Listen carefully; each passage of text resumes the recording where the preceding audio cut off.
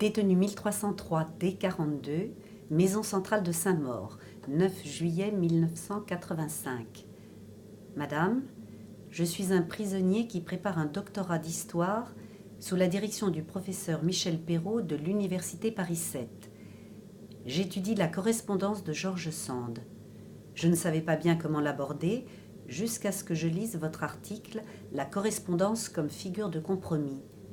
J'ai demandé au professeur si je pouvais travailler dans cette direction après avoir pris contact avec vous.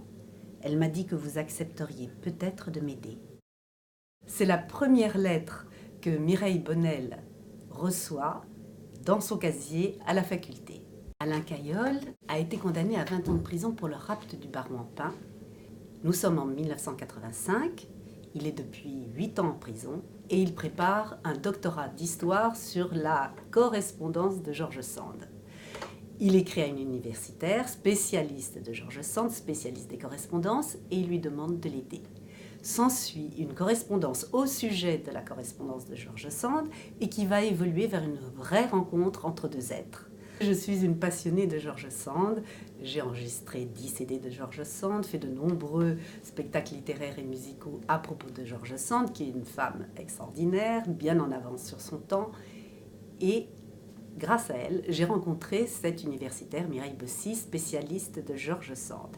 Elle m'a confié ce texte qui est matériau de sa vie personnelle. J'ai trouvé cette correspondance absolument passionnante parce que c'est une rencontre par les mots. Ce sont deux êtres qui sont séparés par les murs d'une prison et qui se rencontrent par les mots, par la littérature. Et ils se livrent l'un à l'autre. Lui est dans une véritable prison, elle est dans une prison intérieure, et ils vont s'aider et faire route ensemble. Et ils dialoguent vraiment. Leurs lettres sont de vraies réponses. Et donc il y a un véritable dialogue, et qui dit dialogue dit théâtre. Peut-on jamais prétendre cerner l'imaginaire de quelqu'un, de soi ou de l'autre?